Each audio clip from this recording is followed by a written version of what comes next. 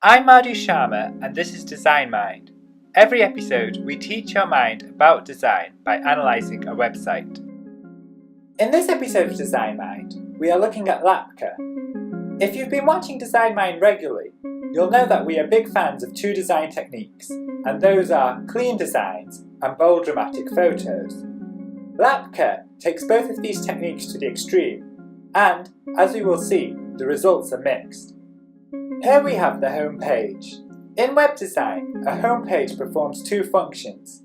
The first is that it should tell the user at a glance what the site is about, and the second is it should convince the user that the site is worth their time.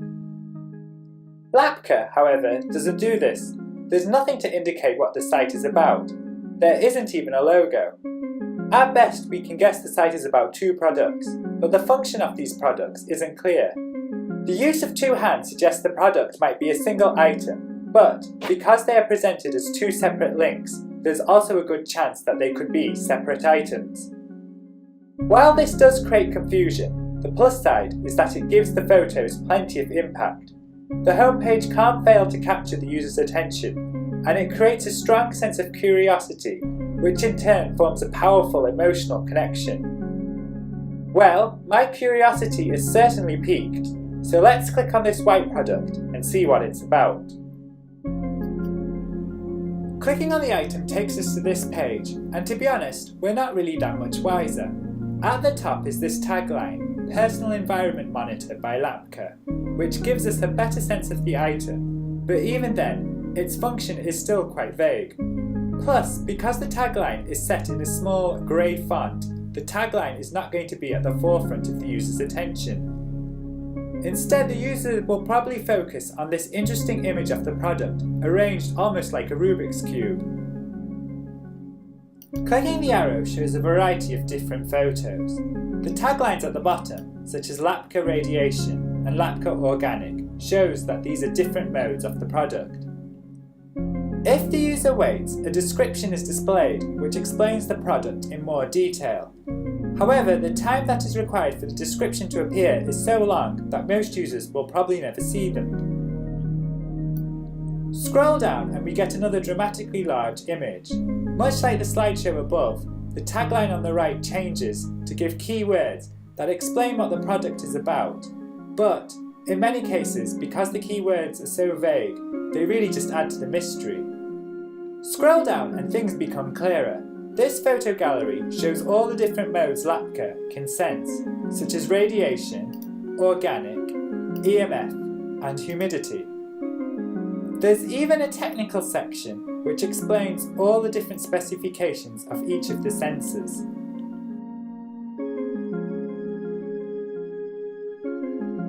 Scroll down and we get more dramatically large imagery. The text at the bottom here lists all the things Lapka can be used with, such as strawberries, apples, teenagers, and even unicorns. Using text rather than actual photos is a clever way of demonstrating the range of the product, without cluttering up the page with too much information. However, again, like the taglines we saw earlier, it's quite likely that most users won't wait to see the list scroll through. Scroll down and we get another photo gallery, this time one that shows the app in action. The screenshots of the app are displayed on an actual iPhone, or sometimes on a hand that's holding the iPhone, which helps to make the app seem more real and tangible. One criticism of the slideshow is that the slides don't always load, as we can see here. There's also a lot of clicking, as the user has to first select a category at the bottom, and then use the arrows to flip between the slides in the category. It would have been better if they had just made one big slideshow, which contained all the different slides from each category, in one loop, so the user can see them all simply by clicking the one button. Underneath that slideshow is another dramatic image, which again has plenty of impact. And underneath that, we finally get a detailed breakdown of what the product does. I don't think this section works that particularly well, as it's too wordy.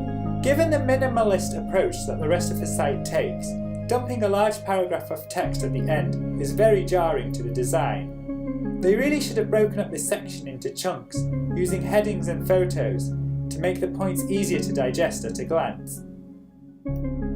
Underneath that is this email box, but its minimalist design makes it quite easy to miss, and it doesn't really provide the user with a strong reason as to why they should enter their address. A further dramatic image finishes off the page. We'll get into the strengths and weaknesses of Lapka's page later, but for now let's look at the other black item that was on the home page. The second black item is a breath alcohol monitor. Like the environment sensor, it follows the same approach of using bold dramatic imagery and a minimalist supply of information, which creates a strong sense of curiosity and intrigue. There are, however, a couple of differences on this page. The first is this narrative section, which explains the benefits of the product by retelling the escapade of Jordana's night out. Several benefits are mentioned in the course of the story, including the product's ease of use and its availability on the iTunes App Store and Google Play.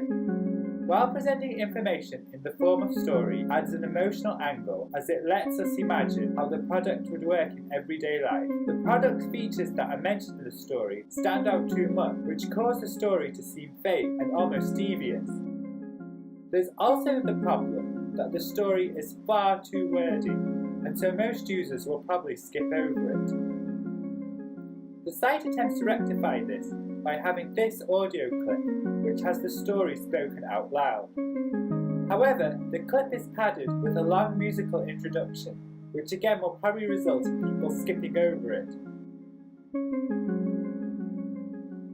Another difference between the environment sensor page is that the product photos here use much more dramatic close-ups, which add to the impact. The photos tend to show the model putting the product in her mouth, and because they're so close up, there's a strong sense of emotional drama. However, these photos are also a little bit confusing, as a key feature of the product is that it can analyse the alcohol in your breath without you having to put it on your mouth, so that way you can share it with friends. And so, the photos of the model putting the product in her mouth kind of go against this benefit. Let's move on to analysing the navigation and the shopping cart. The navigation is quite well done as it hovers over the top of the page and so gives instant access to key sections. It could have done with a background, however, as sometimes it intersects with the text, which looks untidy and makes it hard to read, as we can see here. The shopping cart is a menu that's triggered by clicking Buy Now. I like the compact nature of this design, but I think it has a problem.